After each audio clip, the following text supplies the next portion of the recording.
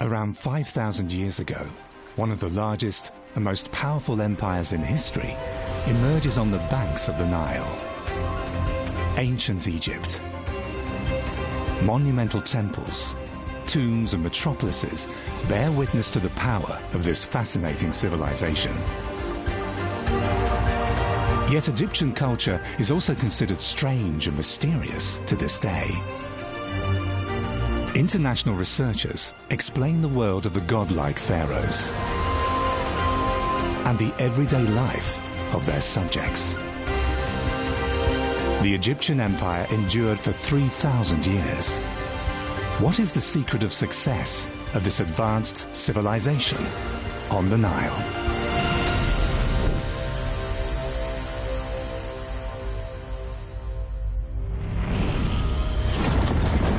Egypt's long history is also a history of confrontations and bloody wars. The empire's relations to its neighbors are characterized by competition and conflict, yet also by diplomacy and cooperation. Egypt is the hub of the world. As such, it must be defended. Whoever is for us is a friend. Whoever is against us must be fought. What role do wars play in the empire of the pharaohs?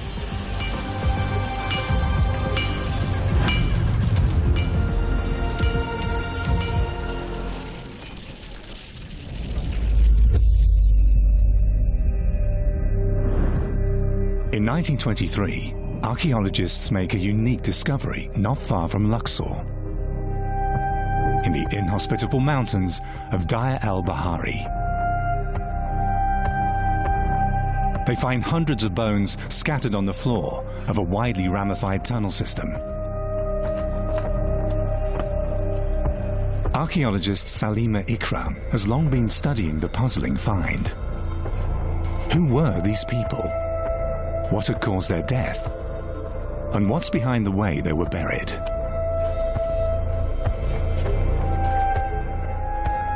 When this tomb was found, they went in and discovered that it was filled with bodies. And when they started to examine these mummies, they found that they actually had lots of injuries, as if they had died in battle. So the conclusion was that this was a mass grave of warriors that had been gathered up from the battlefield and then buried here. The grave is more than 4,000 years old. After analysing the bones, Salima Ikram concludes that there are about 60 dead buried in the tunnel.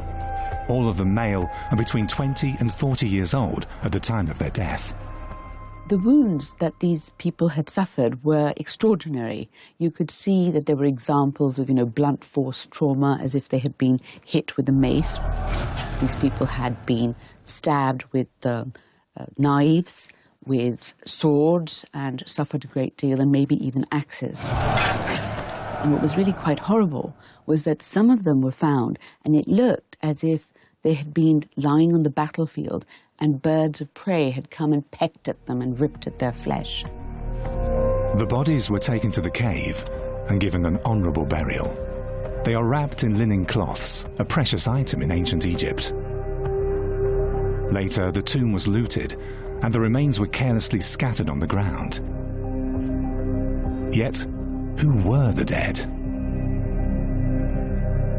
Some people think that this tomb was right at the cusp between the New Kingdom and the Second Intermediate Period, and therefore these warriors would have been people who had been fighting against the Hyksos and making sure that the Egyptians, true Egyptians, could rule Egypt again. The Hyksos are invaders from the east. Around 1550 BC, the Egyptians succeed in driving them out, so perhaps the tomb dates from the time of this struggle. What is really touching is that this is perhaps one of the first, if not the first, war grave in history. It is really a testament to the Egyptians, their armies, and also how they treated their soldiers.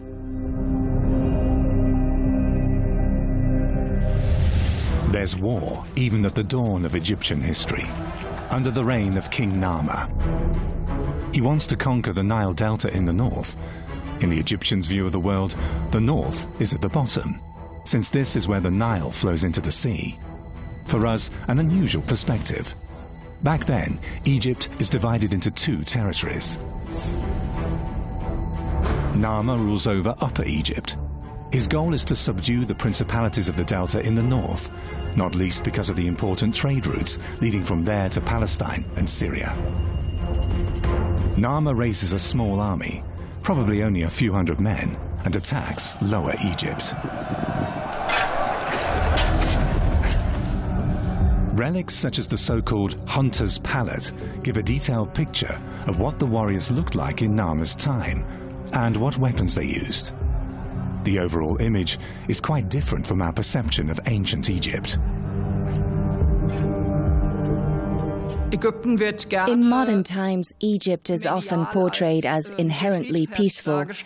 But if we take a closer look at texts, pictorial evidence, and archaeological finds, we have to acknowledge that war and violence played a significant role in ancient Egypt. In battle, soldiers fight with clubs, daggers and spears, or their bare hands. Bound prisoners are led away. The fallen enemies are left to the vultures. Close combat weapons show the evolution of Egyptian warcraft.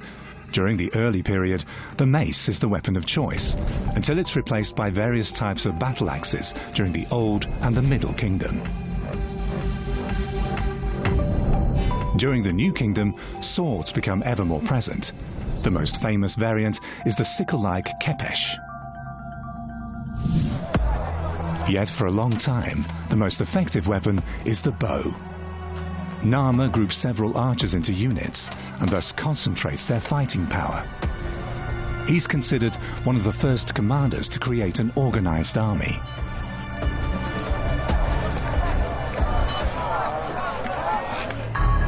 And his new tactics win him battles, as is testified by a unique object, the Narmer Palette. It shows the king as a triumphant warlord. Narmer is shown about to slay a prisoner with a club. Or is there another message underneath this image? On the Narmer Palette, King Narmer is represented holding the mace from the middle of the shaft. In this position, he would not be able to give a deadly blow to his foe. And we may not forget that the prisoner in front of him was a compatriot. So this was a gesture that should threaten, and it was not intended for the kill. It's a demonstration of power that goes down in Egyptian history as the ritualistic slaying of the enemies. Over time, variations emerge. In his raised hand, the pharaoh holds a club, or sometimes a sword or a spear, while with his other hand, he grabs one or even an entire bundle of vanquished enemies by the scruff of the neck. It's a gesture of absolute dominance that becomes a trademark of the ruler, with a clear message: don't mess with the pharaoh. King Narmer's show of force finally leads to success.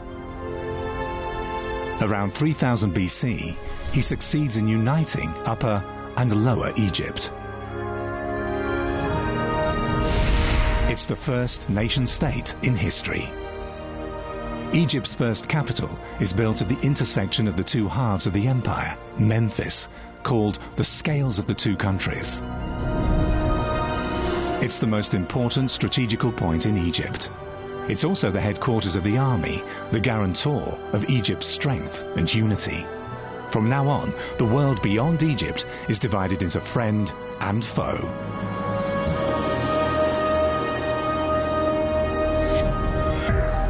Narmer's politics are successful. Over the next 3,000 years, the empire endures. Unification is followed by recovery. During the Old Kingdom, Egypt experiences a period of economic power and culture flourishes. Its most visible expression, the mighty pyramids of Giza. The most famous pyramid is built by Pharaoh Khufu, also known as Cheops. Yet he's not just a great builder. Khufu also sends expeditions to neighboring areas. His men are to procure rare pigments, which the pharaoh intends to use for the decoration of his new buildings. Local scouts help find the way through the endless Libyan desert. For this important task, Khufu uses his best men, his soldiers. For the Egyptians, the army was not used only for warfare. In fact, it is like modern Egypt, where you will have armies building roads, digging canals, making bridges, going on expeditions. So for ancient Egypt, the army might go to get gold, or it might go to get stone, or it might go to explore for geological things or where people are. So all of these expeditions were also things that the army did, in addition to providing useful services. The Egyptians developed sophisticated logistics to provision such expeditions. However, camels that can go for weeks without water do not yet exist in Egypt. Instead, donkey caravans are sent ahead. They deposit water supplies every 70 kilometers. Thus, an expedition will have water without being slowed down by the heavily loaded donkeys. The remains of these water depots can still be found in Egypt today. One of the destinations of the Khufu expeditions is the Dakhla oasis in the Libyan desert, more than 350 kilometers from the Nile. It serves as a base camp for surveys into the surrounding countryside.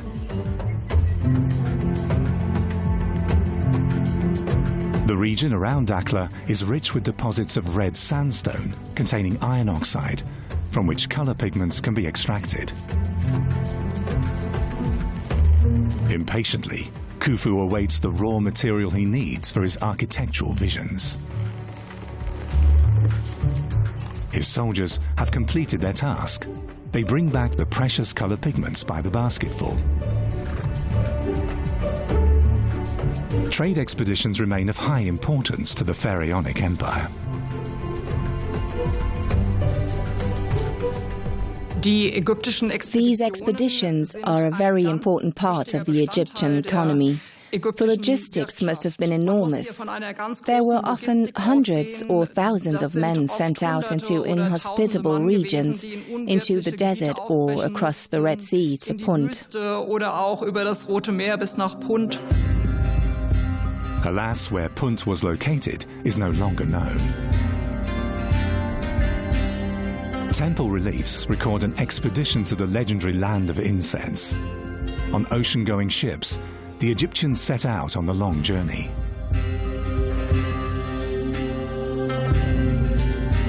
Their merchants load live animals onto the ships, and even myrrh bushes in pots. The precious cargo is protected by soldiers.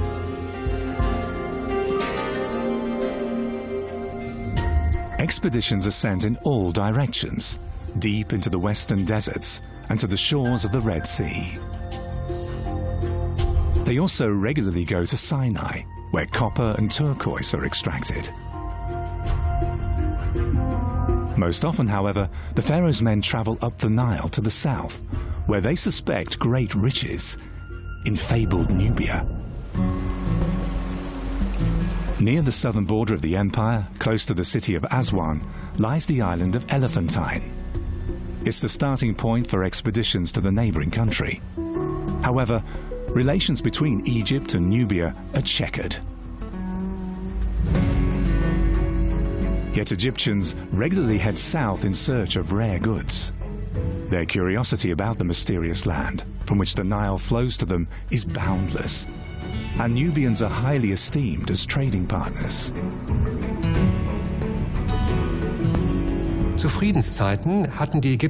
times of peace, the Egyptians had constant trade relations with their neighbors, and interaction was certainly on an equal footing. The Egyptians were particularly interested in luxury products and exotic objects from neighboring societies, and they even imitated them. Nubia is important to the Egyptians because it's a hub for transshipping goods from all over Africa. From here, rare oils, ivory, ebony and strange animals reach the Egyptian homeland, but above all, gold, the element of the gods. Egypt itself has no large gold deposits. Nubia, on the other hand, has rich mines.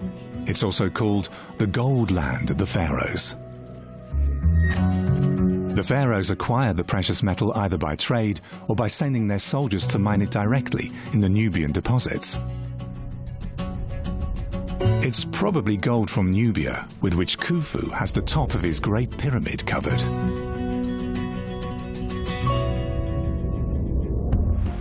"500 years after the founding of the Egyptian Empire, the Kerma culture emerges in Nubia. It develops into a major military power. The Nubian warriors eventually become a threat to Egypt. The king as a warrior was basically keeping the foreigners at bay and keeping Egypt's boundaries safe. And the foreigners are representative of chaos. They're not Egyptian, and they want Egypt. That is a chaotic thing to do, and therefore they have to be controlled. The Nubians are one of the three arch-enemies threatening the Egyptian Empire.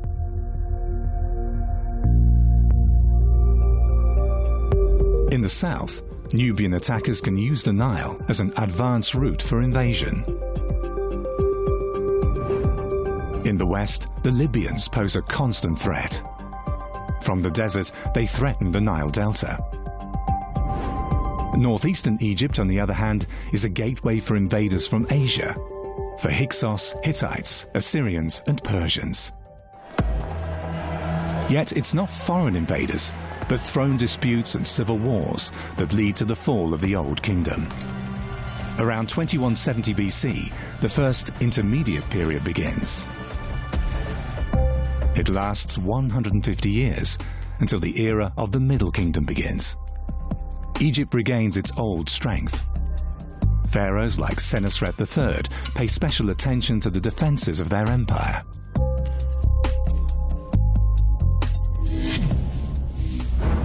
Along the border with Nubia, their new strategy becomes apparent. Giant fortresses signal to any stranger, from here on, not one step further. With the construction of each new fortress, the Egyptian Empire pushes further south. In the end, it's a chain of 17 massive bulwarks. They're meant to keep the southern neighbors at bay and secure access to the Nubian gold mines.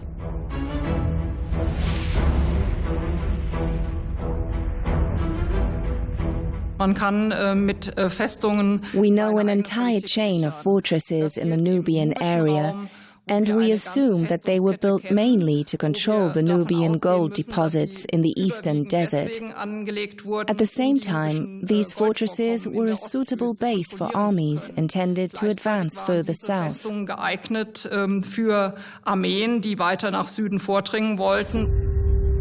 After the fall of ancient Egypt, the ruins of the forts along the Nile remain for millennia. Yet, following the construction of the Aswan Dam in the 1960s, the former fortifications disappear forever, flooded by the artificial reservoir.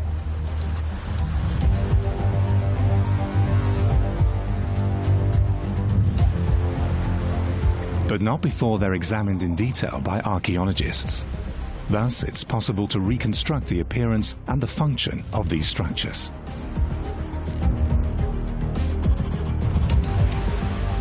All Egyptian fortresses are built along the same lines. Yet the architects of the pharaohs know how to adapt each structure to conditions on site. The fortresses are surrounded by walls up to 10 meters thick and 15 meters high.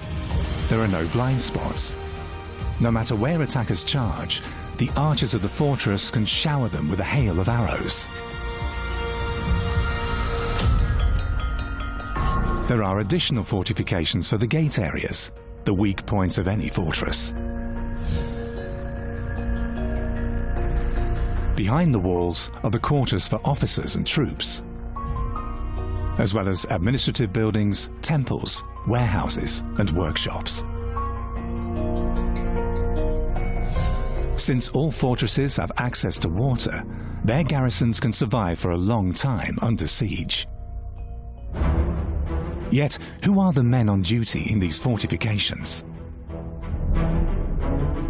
A wooden model from the Middle Kingdom shows a troop of Egyptian spearmen. The pharaoh's army mainly relies on professional soldiers, yet there's a considerable number of conscripts too. Basic training is harsh. First, the recruits' heads are shaven. Then the soldiers to be are drilled and trained in the use of their weapons.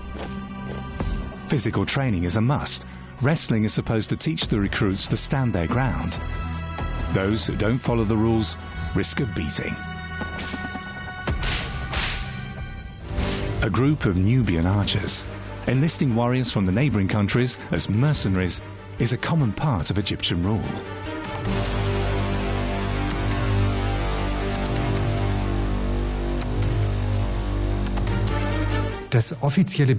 Officially, foreigners were viewed with condescension. To Egyptians, especially those at the royal court, Egypt was the center of the world. In practice, however, things were quite different. Recent research shows that ancient Egyptian society was highly diverse, and a good many foreigners even made careers. This also applies to the army. Yet it's doubtful whether service in a fortress will boost promotion. As soldiers report on papyri, daily life is monotonous. At least there's no lack of food. Off-duty, board games are a favorite pastime. There's no room for toilets in the barracks. The men have to make do with sand-filled bowls. So many soldiers must be counting the days until they're allowed to go home.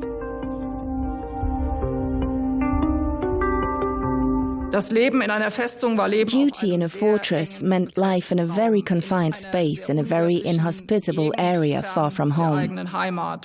If you're a simple soldier, you're crammed into 38 or maybe 42 square meters with 8 to 10 comrades. That's certainly a hard life. If you are a commander or a senior officer, then even if your fortress may be comparatively small, you'd still have a large building and all amenities at your disposal. Archaeological evidence shows there's a huge difference in the Egyptian army between a small elite of officers and the enlisted men.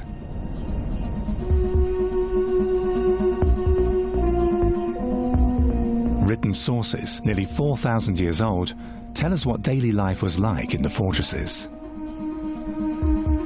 The Semna dispatches. They're accounts of Egyptian patrols in Nubia. From their fort, the soldiers move into the surrounding countryside of the Semna Gorge for reconnaissance, checking everyone they come across.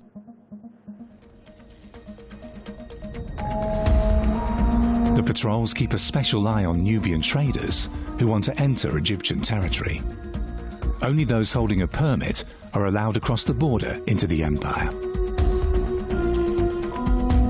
The fortresses on the edge of the Egyptian world are meant to uphold order, not just against armed enemies, but also against the supposed chaos of the outside world. The Egyptians also marked their territory with stelae made of stone. For a long time, this border system works. Yet around 1800 BC, the Middle Kingdom collapses, its defenses crumble. Egypt lies open to foreign invaders and learns its lesson. A professional army really started to arise in the New Kingdom after the Egyptians experienced the Hyksos, invaders from the northeast who took over the northeast delta and then basically dominated much of northern Egypt. Hyksos, called the rulers of foreign countries. They had chariotry, they had special weaponry, and so in the New Kingdom, a class of specialist warriors grew up, and then you had more of a professional standing army. The professionalization of the army is backed up by a massive build-up in weaponry. The era of the legendary warrior pharaohs begins. Enter Thutmose III of the 18th dynasty. You had pharaohs like Thutmose III, the Napoleon of ancient Egypt, creating the empire to its greatest extent. They did so because they were able to learn that military technology. Thutmose relies heavily on the wonder weapon of his time, the chariot. The Egyptians adapted it from the Hyksos.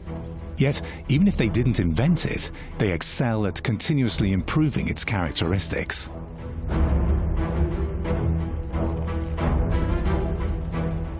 The Egyptians were never particularly innovative in terms of technology, but they were quick to react. The moment they met an enemy with a new weapon, such as the Near Eastern composite bow, the Egyptians would immediately copy it. The same goes for chariots. Then it was the pharaoh's job to create the appropriate logistics, expertise and infrastructure to implement these new weapons and combat techniques. How the Egyptians optimized the construction of chariots is known thanks to Tutankhamun's treasure. A total of 6 chariots were found in the king's tomb. Among them, the pharaoh's ceremonial chariot. Although the gilded and richly decorated vehicle is unfit for battle, it shows the construction of an Egyptian chariot down to the smallest detail. The frame is made of curved timbers. Its large track width carries the chariot safely through turns. 6 spokes provide stability for the wheels, which are covered with cattle intestines as a kind of ancient tire.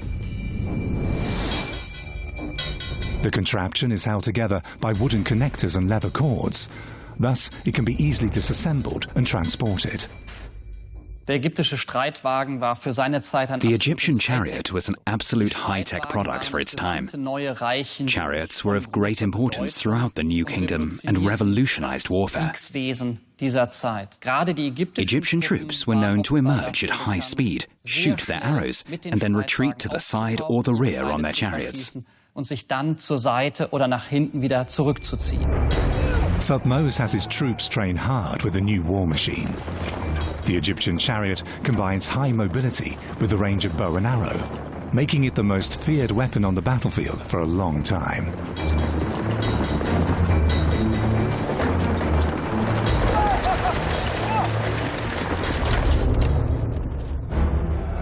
For the pharaoh, his newly established chariot corps becomes an instrument of imperial power politics. In 1457 BC, he's determined to make the most of his new weapon. The Egyptian Empire has extended its borders far to the east, but the princes of the Levant want to shake off foreign rule and rally against Egypt. Thutmose moves against the center of the revolt, the mountain fortress of Megiddo. A huge army rolls 250 kilometers to the east, 12,000 warriors and their retinues. It takes them a good 2 weeks to march through scorching deserts and rugged valleys. Then they reach their destination. Megiddo, a fortified city on a hill, and a place of utmost importance. Who controls Megiddo controls the Jezreel Valley, and who controls the Jezreel Valley controls the whole region. That's why this was crucially important for the Egyptian army at the time of Thutmose III to get control of the city of Megiddo. Just one obstacle lies between the city and the Egyptian army: the Carmel Mountains. Pharaoh Thutmose wants to lead his army through a narrow pass. His officers advise against it. They think it's too risky and would rather bypass the mountain. But Thutmose sticks to his plan. Why does he take this risk? The answer is found here, in the sacred precinct of Thebes. In the temple of Karnak, Thutmose III has immortalized his war diary in stone. Propagating his view of events, and even explaining why he dismissed the advice of his officers the day before the battle. There he states, "No, I will go through the narrow pathway. I will not appear weak or cowardly in front of the enemy." Moses III is giving a clear signal to his enemies of strength and boldness. At the same time, he is encouraging his own troops. As the army sets out, everyone knows that if they are attacked in the narrow pass, they will be lost. Yet, Thutmose' move pays off. No attack develops. There's nothing left to protect the rebels from the wrath of the Pharaoh. The next day, the attack on the camp of the unsuspecting enemy begins.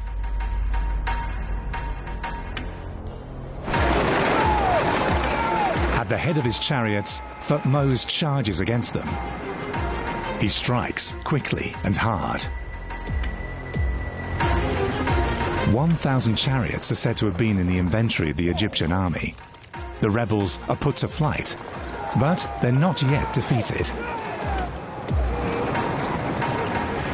Since, during the first attack, only 83 enemies are killed. So the war diary records. The rebels entrench themselves in Megiddo. A month-long siege begins.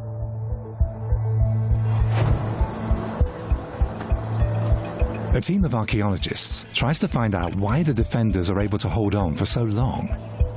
They dig their way back in time, layer by layer, to the era of the warrior pharaoh Thutmose III.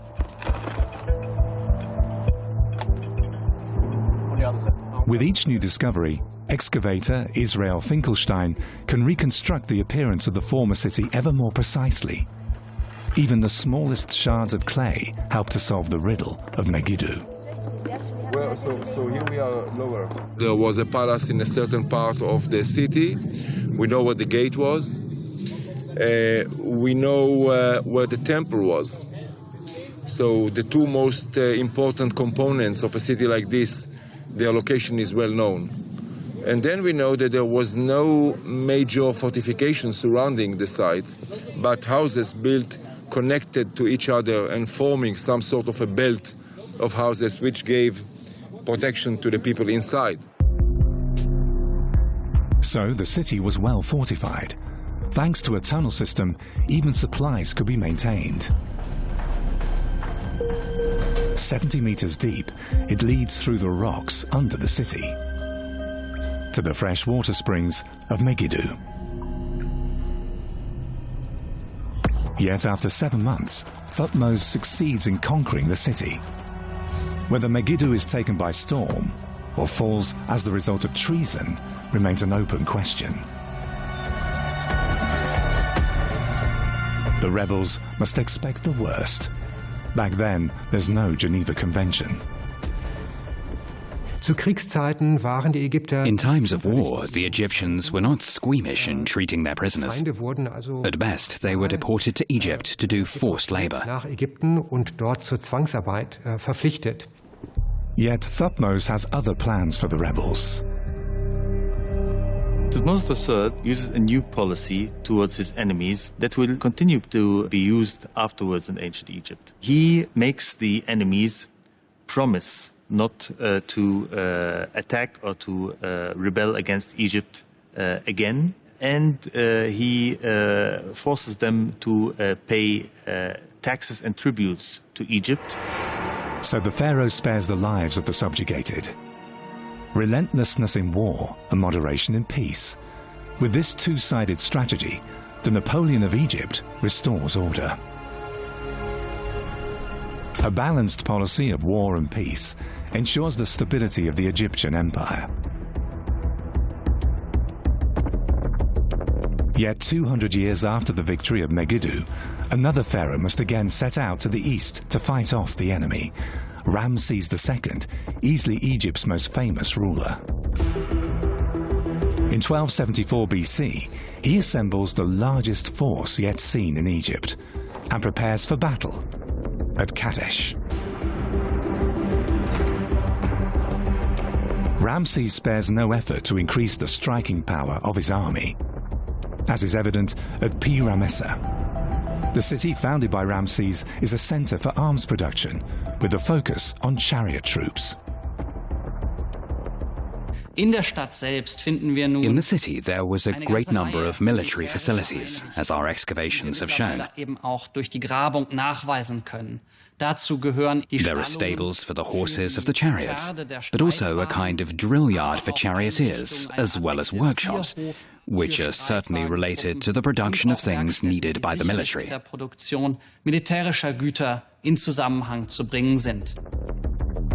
The royal stables of Pi Ramessa are a unique discovery in the history of Egypt. The facilities can accommodate up to 500 horses. In large halls, they're groomed and cared for. Archaeologists find hoof prints more than 3,000 years old. The complex shows that Ramses is making a gigantic effort to preserve the Egyptian empire.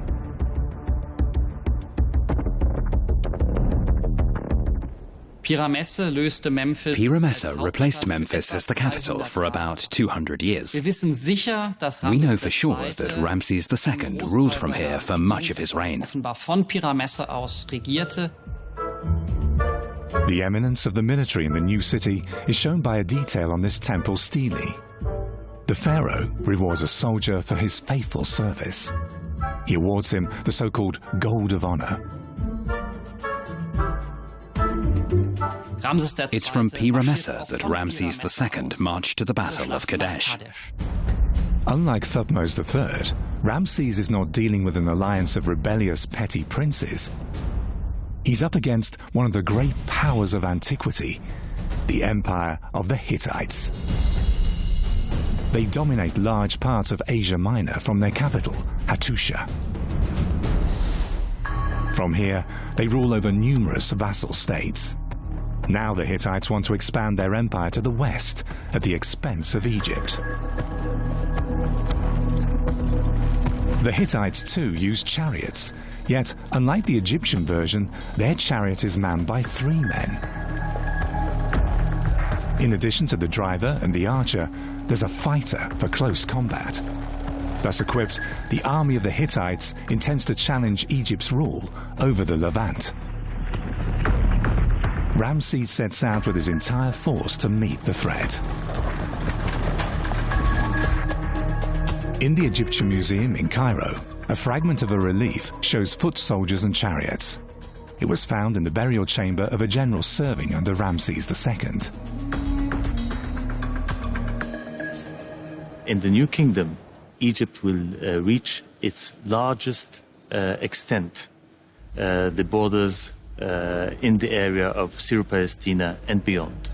You can see here a fortress and troops marching towards the northeast. Also, troops marching towards Kadesh would have started marching from this place.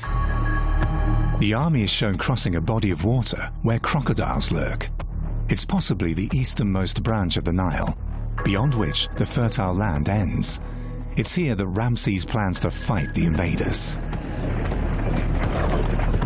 Some Egyptologists described it as the world's first world war, where they each had about 20,000 people, and the Egyptians had all the different tribes, the Libyans, the Nubians, and so on, allied with them.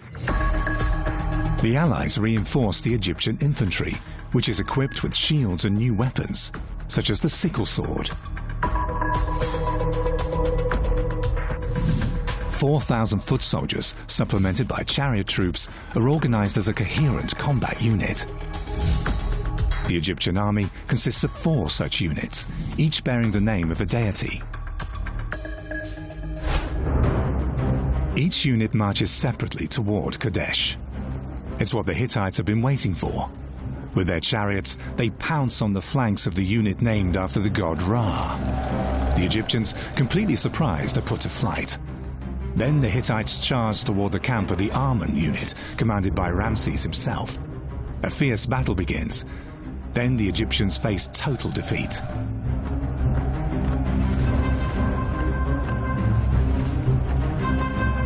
Yet, at the last moment, reinforcements arrive. The Egyptian chariots gain the upper hand. Now it's the Hittites who flee in panic, pursued by Ramses and his troops. Many are killed before the fighting ends.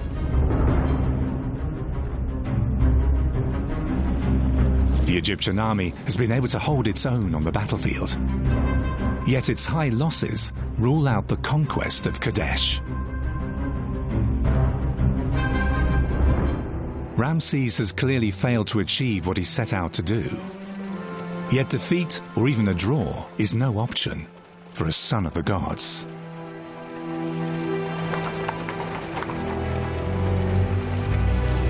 Ramses is a past master of propaganda. After his return to Egypt, he has himself celebrated as the undisputed victor, depicting the near disaster on the battlefield as a triumph.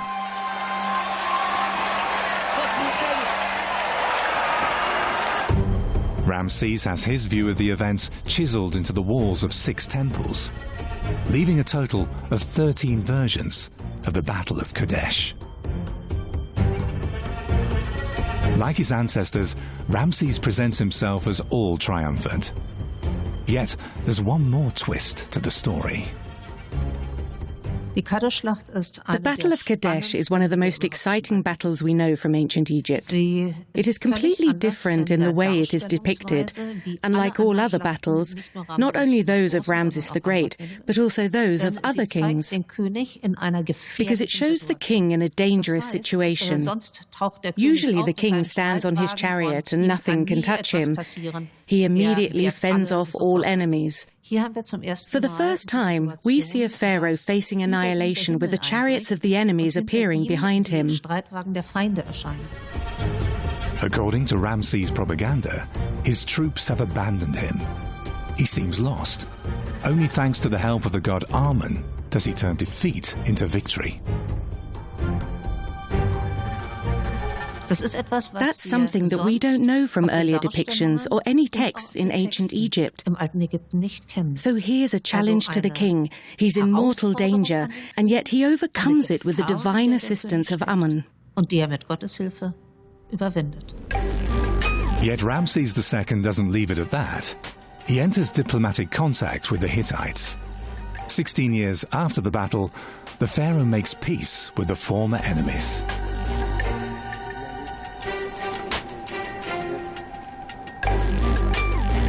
Envoys from Hattusha bring a document to Egypt, the first surviving peace treaty in history. It stipulates that both sides will not attack each other and will even support each other in case of danger.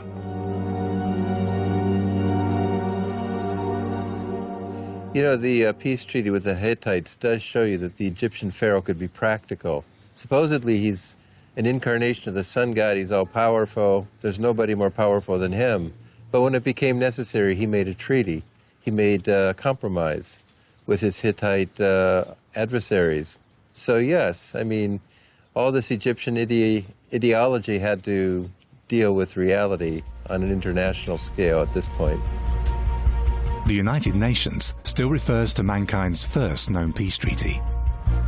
A replica of the document hangs at the entrance to the UN Security Council in New York, reminding the leaders of the world to maintain peace between their nations. As Ramses does after the Battle of Kadesh. He will keep peace for the rest of his reign. 61 years, after all. He concentrates on grandiose building projects instead. Yet with the reign of Ramses II, the empire is approaching its zenith.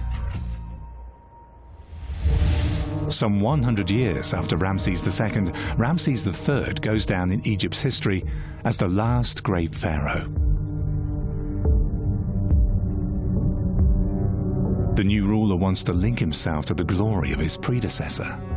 Alas, times have changed. Egypt is on the defensive. In the south, the Nubians are pushing northward against the Nile fortresses. In the west, Libyan nomad warriors attack the border. The greatest danger, however, comes from the sea. Around 1180 BC, the so-called Sea Peoples appear in the eastern Mediterranean as if out of nowhere. With their mighty fleets, they land on the coasts and ravage one city after another. They even destroy the Hittite Empire. To this day, the origin of the Sea Peoples is one of the greatest mysteries of antiquity. The Sea Peoples were a terrible danger that attacked not just Egypt, but large parts of the Mediterranean. And we are not entirely sure as to who they were, but it seems that they were really an agglomeration, a group of different peoples, whether they were from Sardinia or here or there or everywhere. But they were seafarers, they were adept at naval warfare, and they were terrorizing the Mediterranean world. Ramses III must mobilize all his forces if he wants to spare Egypt the fate of the Hittite Empire. To fight the Sea Peoples, he relies not only on his army, but also on Egypt's fleet.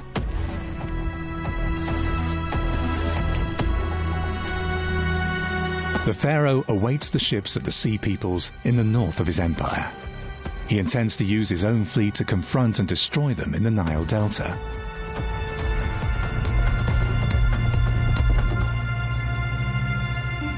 For the Egyptian army, navigation has been of the utmost importance since its beginnings. Ships are the most important means of transportation. On the Nile, troops can be quickly transported from one front to another, yet ships can also fight. The classic type has a crescent-shaped hull with raised ends at the bow and the stern, as well as a mast for a rectangular sail. For travel upstream, the ships have additional rudders, making them fast and maneuverable. Ramses III gathers everything that floats in the Nile Delta. The pharaoh intends to lure the foreign invaders into a trap. To this end, he's ordered Egyptian archers to take up positions along the banks of the river. The fleet and the army intend to overwhelm the ships of the Sea Peoples in a coordinated operation by killing their crews. It's the greatest mobilization in Egypt's history. The empire is in danger as never before. It's threatened with complete destruction. As a monument to the battle, Ramses III has a huge temple built, Medinet Habu, near Thebes. The war against the Sea Peoples is immortalized on the northern wall of the temple, with obvious references to a predecessor. Ramses III undoubtedly uses the giant battle paintings of Ramses II as a model, but he implements them differently. Because it's about a sea battle, other than the Battle of Kadesh or similar events, what's striking is that he too uses the outer wall of the temple for the narrative. On the banks of the Nile, the army's archers move into position. The warriors of the Sea Peoples do not seem to have long-range weapons. The task of the Egyptian fleet is to deprive the invaders' ships of their maneuverability and push them landwards.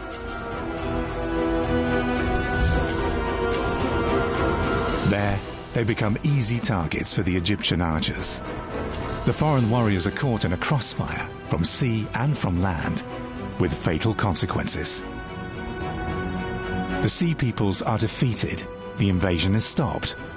Ramses can rightly claim to be the savior of Egypt.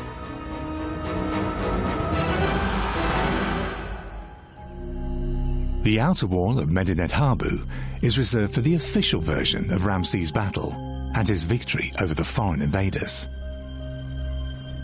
Yet, inside the temple, there are other reliefs of the battle which seem to have been intended for the pharaoh's inner circle.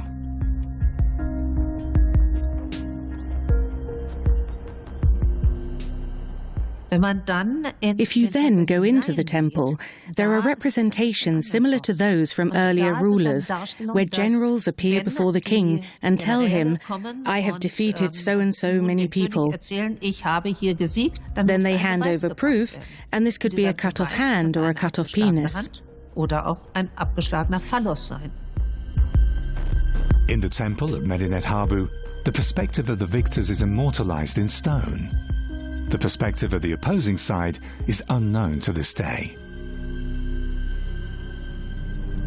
After his victory, Ramses III continues to rule for 25 years. The triumph over the Sea Peoples turns him into a legend. However, the country has spent itself in the defensive wars against the invaders.